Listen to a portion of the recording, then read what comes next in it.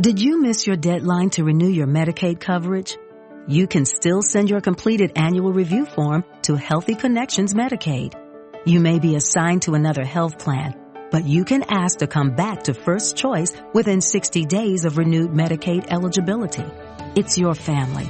It's your choice. First Choice is the right choice. Renew and choose us. Visit selecthealthofsc.com/renew to learn more. New on Curiosity Stream, we've walked with dinosaurs. We've explored our prehistoric planet, and we were always told the same story. Extinction came from the sky. But what if dinosaurs survived? Amazing Dino World 2. Watch it now on Curiosity Stream. With monthly, annual, and bundle plans, find the one that works for you at curiositystream.com. Colgate Dental Cream to clean your breath while you clean your teeth and help stop tooth decay, and Luster Cream Shampoo for soft, glamorous, caressable hair bring you Our Miss Brooks, starring Eve Arden. It's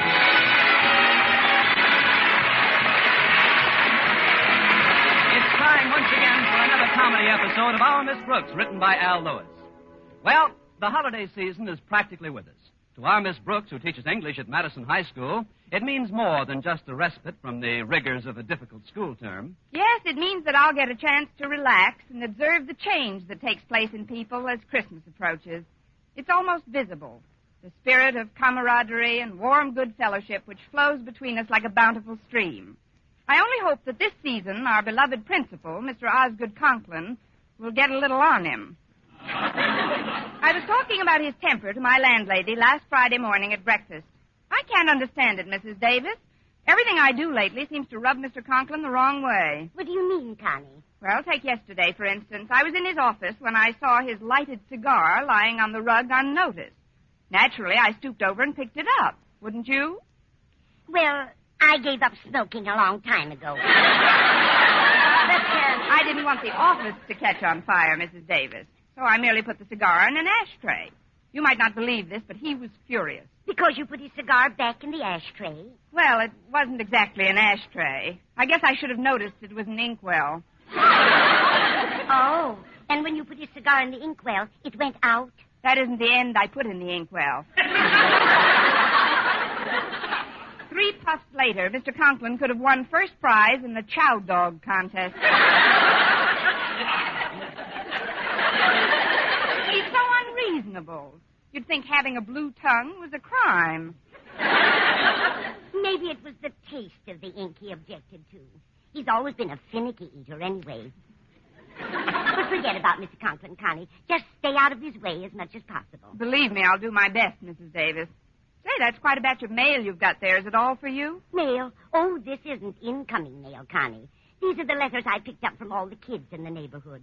You see, Bush's department store has a contest each year in which the child who writes the best letter to Santa Claus gets his choice of anything in the toy department. Oh, and you're Santa's helper. Mm-hmm. Well, I shop there anyway, so I just drop them off for the kids. They write such cute letters, some of them. Reminds me of the one you wrote to Santa when you were 7 years old. Me? Where did you see that, Mrs. Davis? Forgive me, Connie, but I've got it right here. I took it out of your old album. You know, the scrapbook with the souvenirs in it. You had it out last night. Remember? Oh, that's right. I thought I might run across some souvenir money in it. Let's see the letter, Mrs. Davis. Here you are, dear. Read it out loud. I get such a kick out of it. All right. It says, Dear Sandy Claus. Look at this spelling. SandyClawSS. That's nice. 1 S for each claw. Read on, dear. I don't want you to bring me very much toys at all, because then you would not have enough for all the other little children. Wasn't I a doll? Please, Sandy, just bring me a slate with some chalk and a eraser and some crayons and a ruler on account because when I grow up, I want to be a English teacher. Signed, Connie Brooks, age 7. Isn't that touching, Mrs. Davis? Even at that tender age, I was already planning my future poverty. You knew what you wanted, all right. Now, I'll just set these letters on the sideboard and pour us some coffee. Here's your cup, Connie. Thanks, Mrs. Davis. I'd better hurry. Walter Denton is picking me up this morning. Can we give you a lift? No, thank you. I'm going over to Bush's department store. They have a contest each year in which a child who writes the best letter to Santa Claus gets his choice of anything in the toy department? How did you know, Connie? You just finished telling me, Mrs. Davis. Oh, so I did. Now, where in the world did I put those letters?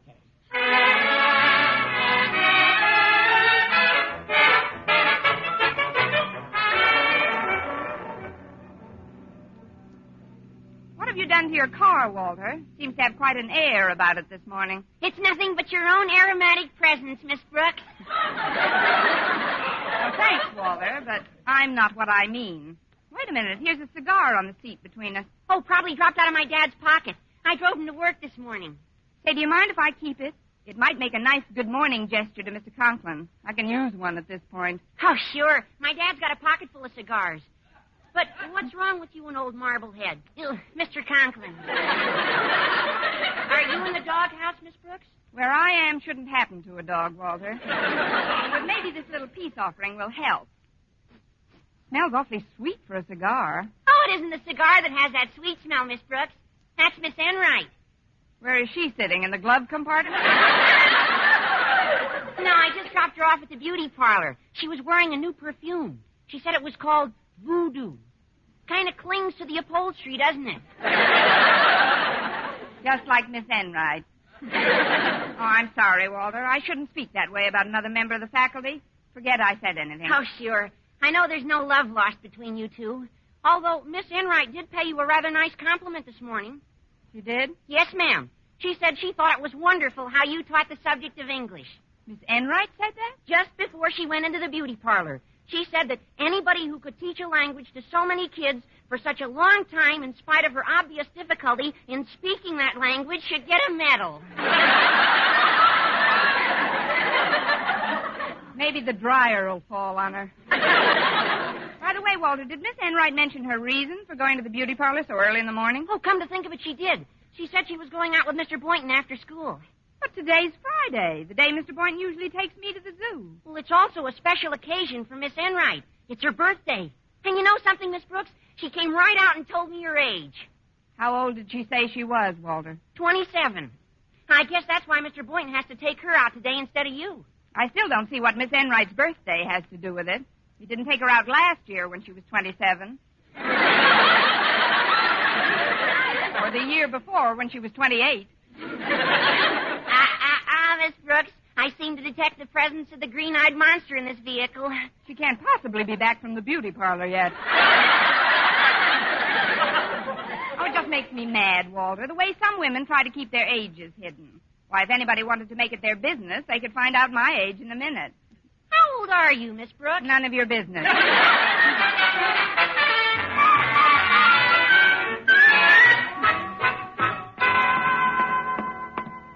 There's Mr. Conklin going into his office, Miss Brooks. Now's your chance to slip in that cigar. Right, Walter. See you in class.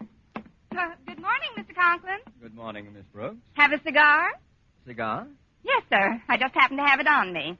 That is, a gentleman friend left it in my compact. Here. It's brand new. No ink on it. Thanks, Miss Brooks. Now, if you'll excuse me, I'll withdraw to the safety of my office while I'm still ahead. Yes.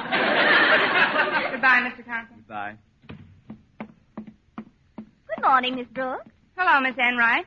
Walter Denton tells me that today's your birthday. Why, yes, darling, it is. Happy birthday.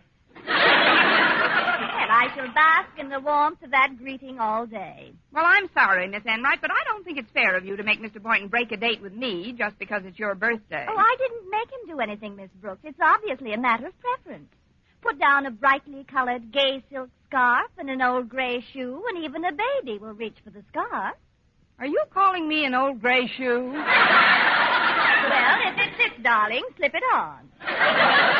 Now, look, Miss Enright, I don't want to be rude to you on this of all days, especially since I realize that your birthday is one holiday which has been celebrated in this neighborhood for countless generations. But every Friday, Mr. Boynton takes me to the zoo. That's very cooperative, my dear, but if the zoo wants you badly enough, they'll come and get you. Now, you really must excuse me. I've got to find Walter Denton's car. I left a cigar in the front seat this morning. Oh, was that your cigar? I thought you smoked a pipe. It's for Mr. Boynton. He's just a big overgrown boy when it comes to practical jokes, you know, so I bought that cigar for him in the magic shop. In the magic shop? Yes. It's an exploding cigar. Not dangerous, of course, just full of soot. Oh, no. Excuse me, Miss Enright, but I've got to get back to Mr. Conklin's office right away. Mr. Conklin, about that cigar I gave you, sir. Yes, Miss Brooks? Mr. Conklin, are you all right? Why, yes, Miss. I'm just dandy. But this soot all over my face. What do you suggest I do about that? What can you do, Mr. Conklin? Get down on one knee and sing April Showers.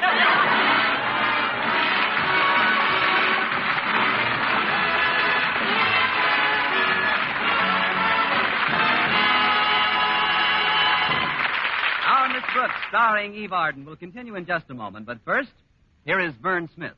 Now, proof that brushing teeth right after eating with Colgate Dental Cream helps stop tooth decay before it starts. Continuous research, hundreds of case histories, makes this the most conclusive proof in all dentifrice research on tooth decay. Eminent dental authorities supervised hundreds of college men and women for over 2 years.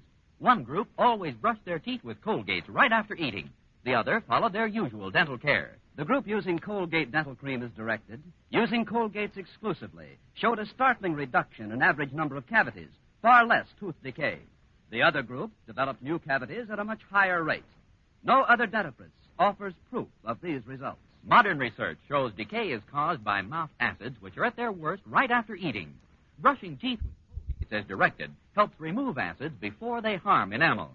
Yes, Colgate contains all the necessary ingredients, including an exclusive patented ingredient for effective daily dental care.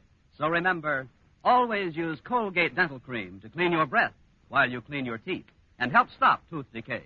Well,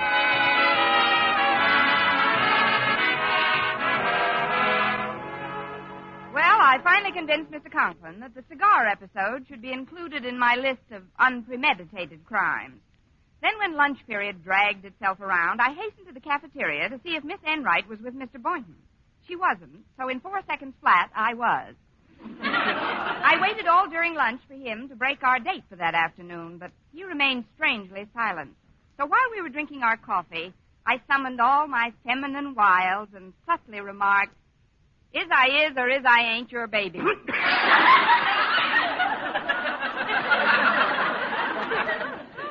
What did you say, Miss Brooks?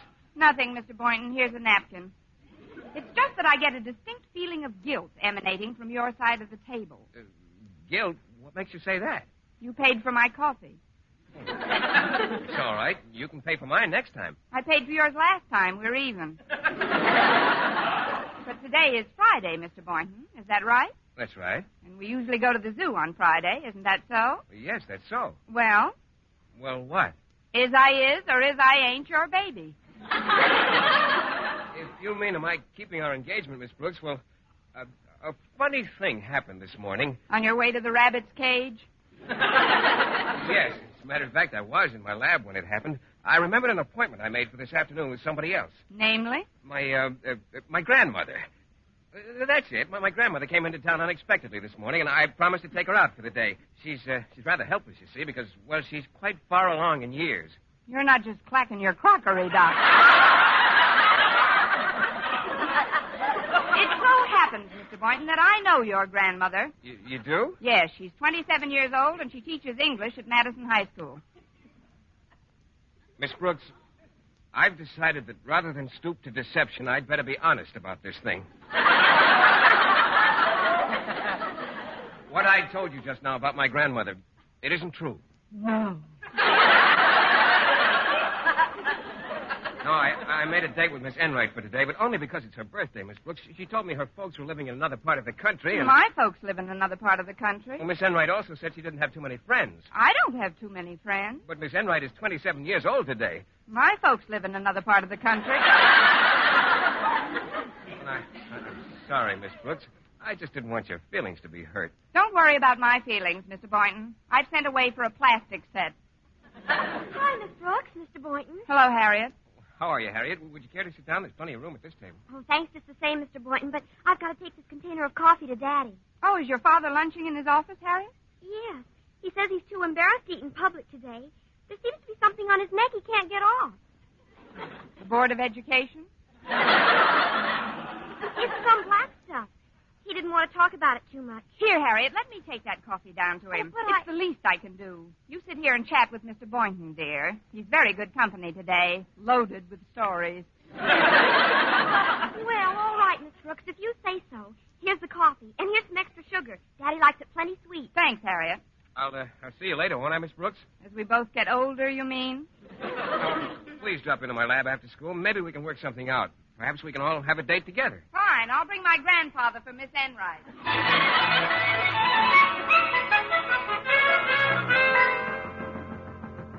Come in. I met your daughter in the cafeteria, Mr. Conklin, and she gave me this coffee to bring you. What happened to her? Pull up lame? Well, as a matter of fact, sir, I wanted to sort of atone for some of my earlier transgressions. Well, don't stand there. Pour some coffee in a cup for me, please. Yes, sir. I'll just get this cover off. It's on pretty tight. Well, I hope it's hot.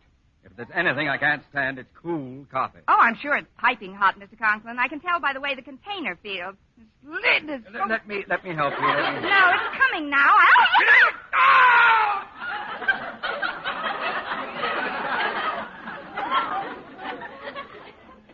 It is piping hot. Observe the steam rising from my trousers where you sit. Miss Brooks, yesterday you dipped my cigar in the inkwell. This morning you gave me one that exploded in my face. And now, thanks to you again, a container of hot coffee is running down my leg. Well, don't stand there, Miss Brooks. What have you to say for yourself? Is it sweet enough, Mr. Conklin?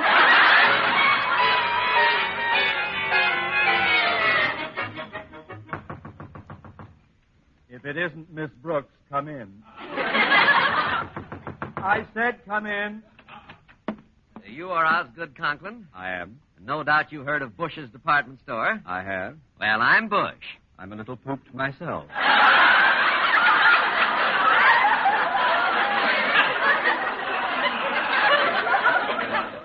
Sit down.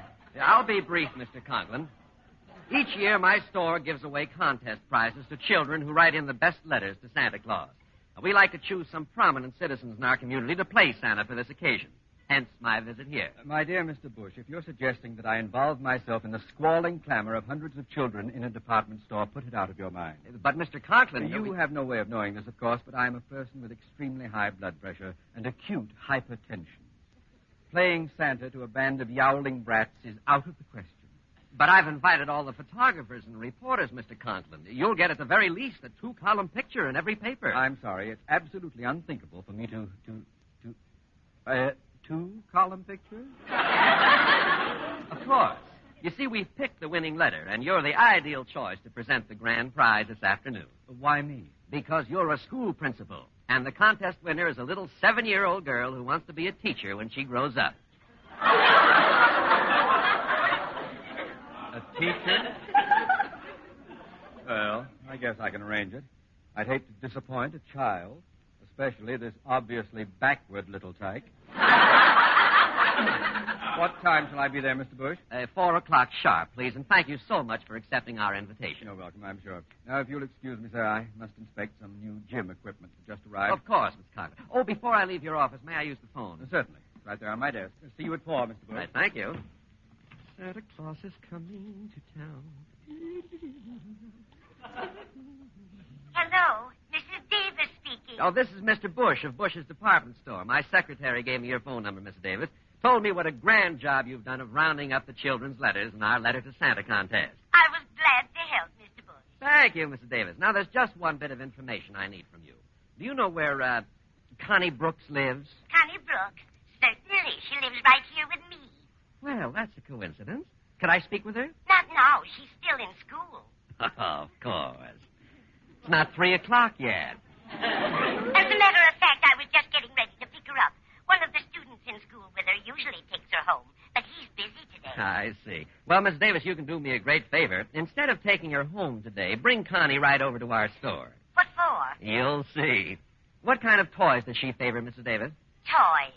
Connie doesn't play with toys. Oh, the serious type, eh? Well, bring her over as early as you can, Mrs. Davis, so I can get acquainted with her. She'll probably warm up a bit after a nice romp in the sand pile. Now, remember, Mrs. Davis, don't tell her why she's coming to the store. I'd like it to be a surprise. It'll be a surprise, all right.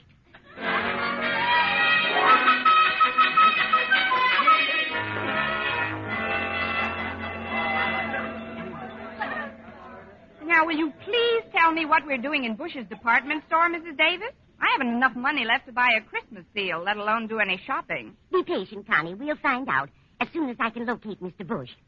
I know. Let's cut out for the sand pile. It's right over there in the toy department. All right, but Oh, look, there's Mr. Boynton. Oh, hello, Miss Brooks, Mrs. Davis. Hello, Mr. Boynton.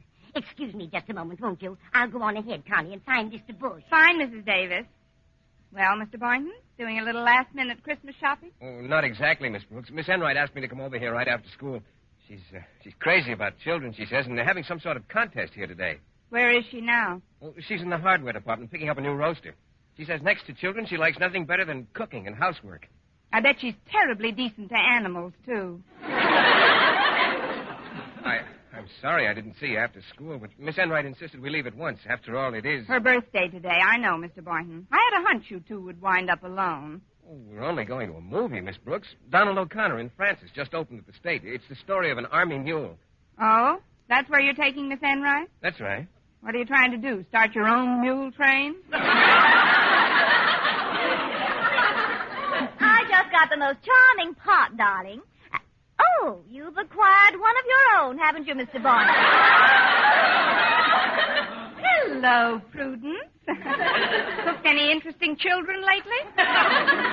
Please, ladies, please, let's get over to the toy department. They're getting ready for the ceremonies. The spotlight was just turned on that platform. Oh, fine, Mr. Boynton. I just adore toys. Well, why don't you act your age?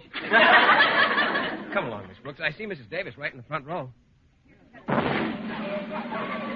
Attention! Quiet, please, children. Quiet, children. Quiet. Here, without further ado, is your old friend Santa Claus. Ho, ho, ho. Merry Christmas, kiddies. Why, that's Mr. Conklin. Is it really? Ho, ho, ho. Of course. I'd recognize that bloodthirsty cheerfulness anywhere. Here you are, Santa. Here's the prize-winning letter in the contest. I suppose you read it out loud, and will surprise the author, who I know is among those listening. Charlie. It says, Dear Sandy Claus, spelled CLAWSSS. That's nice. One S for each claw. I don't want you to bring me very much toys at all, 'cause then you would not have enough for all the other little children. Isn't she a doll? Wait a minute. This sounds awfully familiar.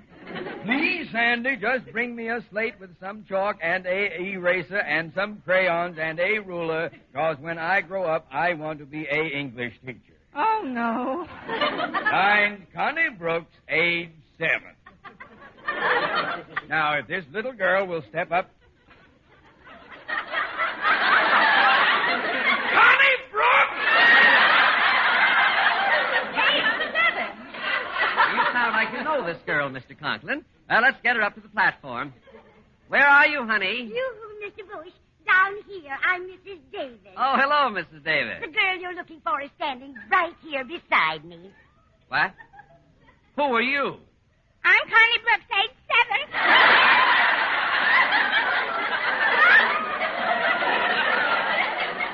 Miss Brooks, what's the meaning of this? Yes. What is this hoax?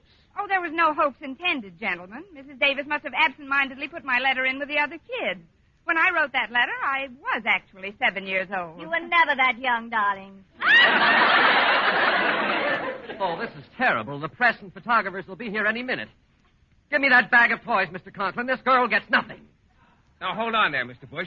The contest rules clearly state that the winner must be a child. If Miss Brooks was 7 years old when she wrote that letter, she's entitled to take home anything she wants from the toy department. Yes. I think you've got something there, Mr. Boynton. Oh, this is terribly embarrassing. Miss Brooks, if you'll just leave the premises before the press arrive, you may have anything in the toy department you desire. What do you want? Mr. Bush, this is Mr. Boynton. Wrap him up.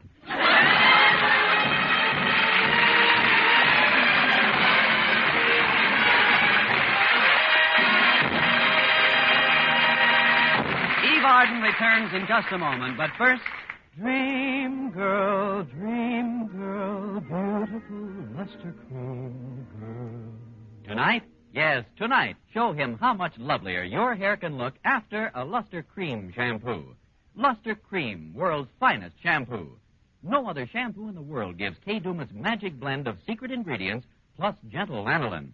Not a soap, not a liquid. Luster Cream shampoo leaves hair 3 ways lovelier.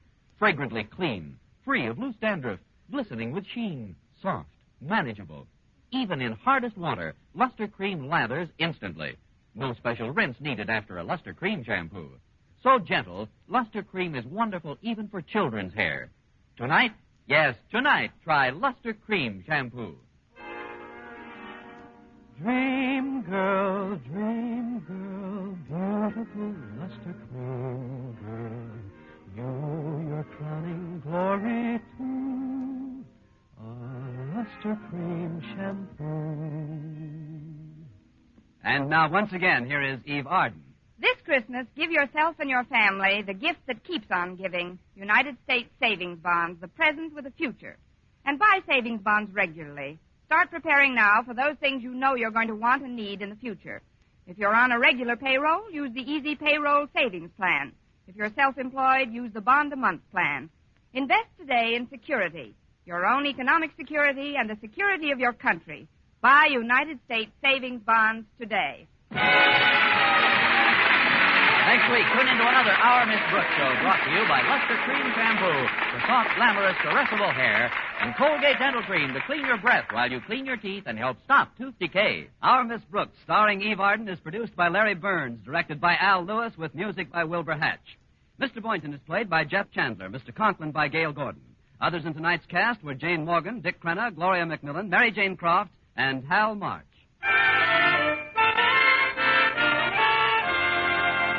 Here's good shaving news. 3 men out of every 4 can get more comfortable, actually smoother shaves with Palmolive brushless shaving cream.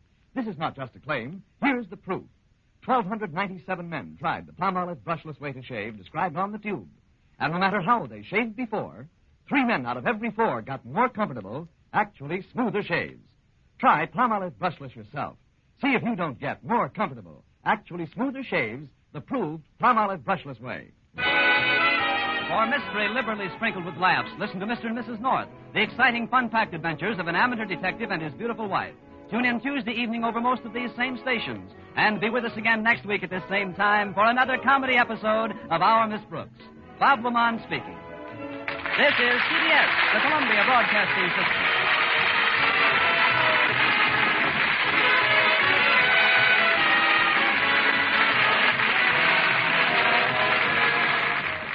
Hello, it is Ryan, and we could all use an extra bright spot in our day, couldn't we? Just to make up for things like sitting in traffic, doing the dishes, counting your steps, you know, all the mundane stuff. That is why I'm such a big fan of Chumba Casino. Chumba Casino has all your favorite social casino-style games that you can play for free anytime, anywhere with daily bonuses. That should brighten your day a little. Actually, a lot. So sign up now at ChumbaCasino.com. That's ChumbaCasino.com. No purchase necessary. VGW Group. Void where prohibited by law. See terms and conditions. 18+. Hello, it is Ryan, and we could all use an extra bright spot in our day, couldn't we? Just to make up for things like sitting in traffic, doing the dishes, counting your steps, you know, all the mundane stuff. That is why I'm such a big fan of Chumba Casino. Chumba Casino has all your favorite social casino-style games that you can play for free anytime, anywhere with daily bonuses. That should brighten your day a little. Actually, a lot. So sign up now at ChumbaCasino.com. That's ChumbaCasino.com. No purchase necessary. VGW Group. Void where prohibited by law. See terms and conditions. 18+.